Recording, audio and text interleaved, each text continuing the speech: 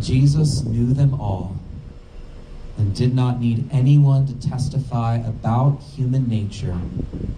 He himself understood it well. Those words are from the final part of this gospel today. And another translation of that is, he knew what was in man. And what I'd like to talk about today, especially as we have this first reading about the Ten Commandments, is to look at how we are wounded within our heart and what's the remedy. To understand the disorder and how that works in order to understand the remedy for allowing Jesus to restore us. Jesus is called the wisdom of God and the power of God. And so he wants to open our eyes to see clearly how we are under attack, but then the power to be able to resist the devil and he will take flight, as Scripture says. So, someone once said, very wisely, the person who is the founder of this ministry called Be Healed, Dr. Bob Schutz, and he would say this phrase, he would say, behind every disordered desire is a holy desire. I want to say that again. Behind every disordered desire lies a holy desire. Remember that Satan cannot create anything. Evil is not creative. If you look at even the world of the Lord of the Rings, for instance, and you have this beautiful metaphor for evil, in which all the vile creatures that are in that fantasy world did not come into existence out of nothing, but there was something good and beautiful there, and it was twisted by the Dark Lord. So for instance, orcs and goblins came from elves who were taken and twisted and disfigured. Trolls came from ents that were also twisted and disfigured, and so forth. Evil can never create anything on its own. And so what it does is it's kind of like this. Imagine the plane, the airplane is our holy desire, and it's flying towards the Lord. But there's an enemy that comes, hijacks it, takes over the cockpit, and starts to take that holy desire and starts to drive it in different ways. And if you look at all the different capital sins, the 7 deadly sins, gluttony, lust, anger, sloth, and so forth. Every single one of those, it speaks about a disorder. But there was something good at the very beginning, and it got lost, it got broken, it got hijacked. And now someone else is flying it. Originally, we were flying that plane, and someone else now is flying it. And that's why St. Paul can even say, why is it that I do the thing that I don't want to do, and I don't do the very thing that I want to do? We can feel this within ourselves, whatever we struggle with. And all of us have disordered desires within our hearts. Maybe it's for an exorbitant amount of food. Food is a good thing. The desire for food is something written right into our human nature. Or the desire for pleasure. Or the desire to have things. These things are things that are written into our nature, but then they got taken over. But notice how we were never created with bad desires. We were created good, beautiful, and the enemy hijacked it. And that's important, because then it's important to discover what the holy desire is, because then you can ask the Lord to help restore that. To, in a sense, allow him to take over the plane and to fly that holy desire. And that's ultimately what he did when he laid down his life. He said, destroy this temple, and in 3 days I will raise it up. Not the physical temple, but the temple of his body. And in that moment that we celebrate on a Good Friday, and in the moment in which he rose victorious on Easter Sunday, he entered the plane secretly, in a hidden way. The devil thought that he had actually conquered Satan, but in fact he opened the door for Jesus Christ to come into that plane and take over the cockpit. And now, just as it says, O necessary sin of Adam, O happy fault, O necessary sin of Adam, which won for us so great a Redeemer. Before, we were flying the airplane, and now the enemy flew the airplane, but now Jesus is saying, let me fly the airplane. Let me help you discover that holy desire again, because apart from me, you can do nothing. You can't fly the plane because it's been broken, and only I know how to fly it now, but I will fly it higher than the skies, higher than your wildest imagination. And I will ultimately lead that desire, which was disordered, to the place where it can find rest. So I want to look at 2 different disorders that we see in the scriptures today, and see where the holy desire is, and to actually kind of flesh out what I was just talking about the hijacking. So the first one is in our gospel today. And it talks about Jesus going into the temple. He's almost like Indiana Jones. He's got a whip of cords. He's kicking over the tables. I mean, this is intense. Why is he mad?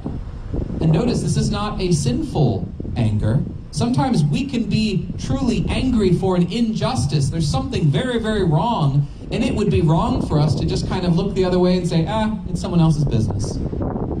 To actually be angry and say, this is not right.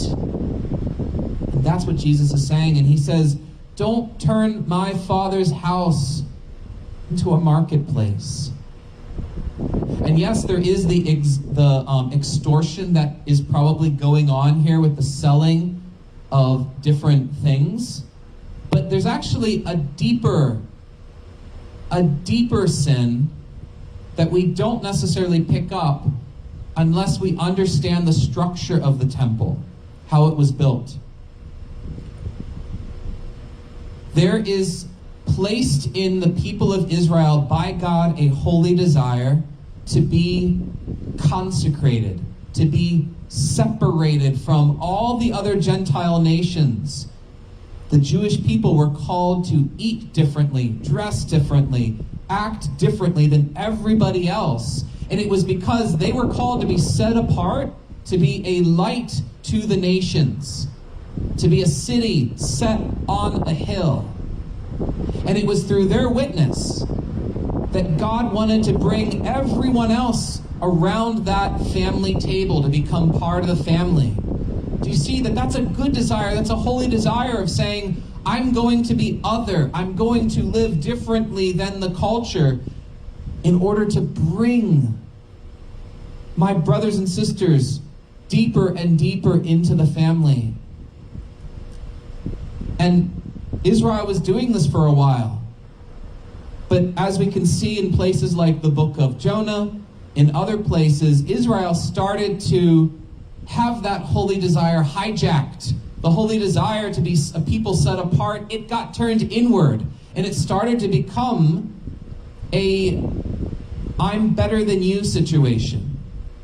It became a kind of nationalism in the people of Israel in which they looked at the other nations and said, we are the chosen ones and you are not.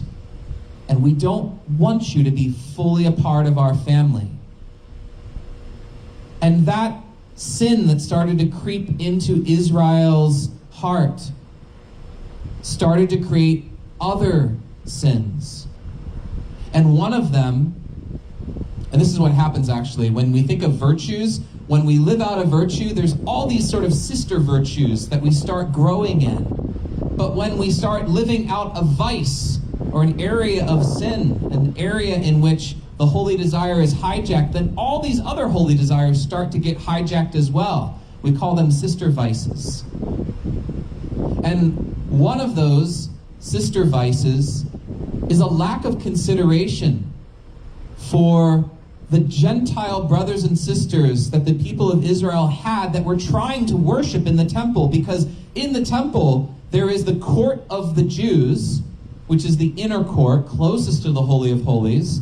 But then there's the outer court in which those God-fearing Jews, or those God-fearing Gentiles, who they weren't circumcised, they weren't necessarily following the law of Moses, but they were starting on their journey, they were saying, I see something in this God. I want to worship him. I want to give my heart to him. This is what the centurion did. If you remember that centurion, that he was called a God-fearing Gentile, the one who said, Lord, I am not worthy that you should enter under my roof. So the Gentiles are in this outer court. Guess where all the money changing and all the animal selling and all of that was happening? It wasn't outside of the temple, but it was in the outer court. So the people of Israel themselves were able to be praying and to be worshiping, but their Gentile brothers and sisters who were out in the outer court praying were getting pushed out by cows and by sheep and by rams and by people that were saying, move over because I gotta sell stuff here. The selling and buying and stuff like that is not necessarily wrong in and of itself unless it's extortion, but the sin here is the poor Gentiles who are trying to worship the Lord because of the holy desire of being separate was hijacked in the people of Israel. They started to have a lack of consideration for the very Gentiles who are trying to come deeper to the Lord. They're getting pushed out of the temple by cows. This is actually a great area of reflection for our own hearts. Do we ever do something?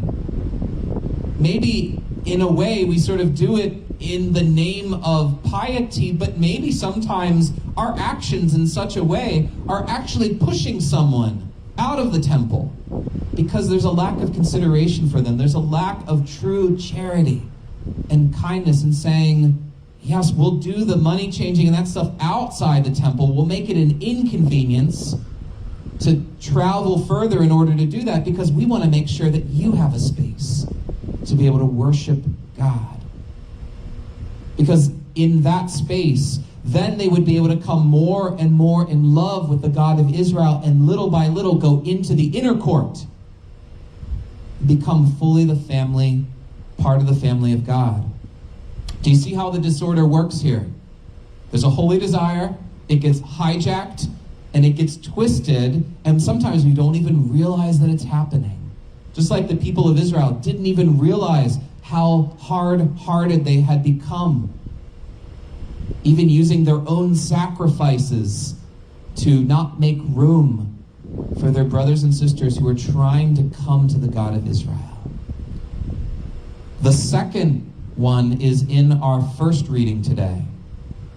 The holy desire that gets hijacked by a disordered desire and then ultimately leads away from God.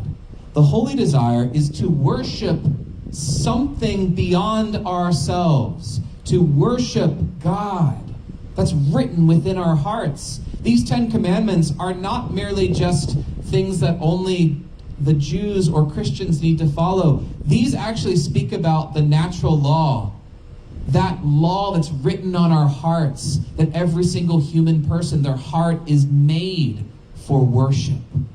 But the way that this holy desire got hijacked is in this area of idolatry, of carving these idols And recently I've been reading the book of Isaiah, and there's some really funny moments in there that are very satirical, but very powerful, where Isaiah is talking about this forming of idols. And he says, guys, you take a block of wood, you design and you say what's going to be cut out and what's going to be left. Then you take what's cut out and you cook your beans on that. And then you use it for however you want. You warm yourself by the fire. And then the part that you want to keep in, then you bow down before that and say, you are my God. Deliver me, O God. And Isaiah is saying, well, what's wrong with this story? Like, you're taking the same thing, you're cutting out some of it, and you're saying, well, I'm going to make beans with that, and then I'm going to adore the other part. He's like, guys, like, you don't understand. And there's even a funny part in it too, where it talks about these two gods, Bel and Nebo. Not Nemo, but Nebo. They're Babylonian gods. And it talks about how they bow and how they stoop. And it's coming from this procession in which they're carrying these idols, but then the people trip, and the poor gods fall over and bump their heads. And Isaiah is saying, guys, do you see a problem with this? The gods who are supposed to support you, you're actually picking up. And if you trip, then they trip. And we might look at that and we might say, well, that's kind of dumb. I wouldn't do that. But you know what's really interesting about this whole thing of idol worship? It is a terrifying thing to worship a God that we can't control, that we can't forge, that we can't carve and decide what's in it and what's out of it. It's much more tempting for us because there's something written in our heart we need to worship, but what the hijacking is why don't you worship yourself and rationalize and sort of psych yourself out to say that you're worshiping something outside of yourself, but you're the one who decides what you worship and how you worship and exactly the right way. And then you, in a sense, still have control over that deity. You can carve out this part that you don't like and use it to cook your beans. You can use this part to bow down to. Maybe we do this with the way that we look at God sometimes. Maybe we carve a part of his revelation that we're not really comfortable with. Maybe in areas of morality, maybe in areas where it's like, don't tell me what to do.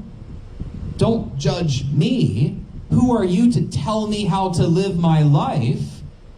Ultimately, God says, I'm your creator, I'm your father, and you can't control me. And so I can tell you exactly how to live your life because I made your heart and I know what will give it the deepest joy. And so the Lord wants to re-enter the airplane of these desires that got hijacked. The desire to worship God that got turned inward towards a worshiping and controlling God and actually worshiping ourselves. Or the sense of being chosen, of being selected, but being hijacked to ultimately have it become a case for pride and arrogance and hard-heartedness. Maybe there's other areas. A powerful one that our culture struggles with is with our human sexuality. Something good and holy, not created by Satan at all, but beautiful. And yet, can't we see how that beautiful, good, holy desire has gotten hijacked? The Lord wants to go into that area as well and to restore it. Maybe there's other struggles. Whatever that wound is, whatever that disorder is, ask the Lord to reveal to you what's the holy desire, and then allow the wisdom of God and power of God to go into that plane. Take out the terrorists who are holding your plane hostage and allow Jesus to now guide your plane. Give him the cockpit seat and say, Jesus, lead the way, for you are the fulfillment of every holy desire. Amen.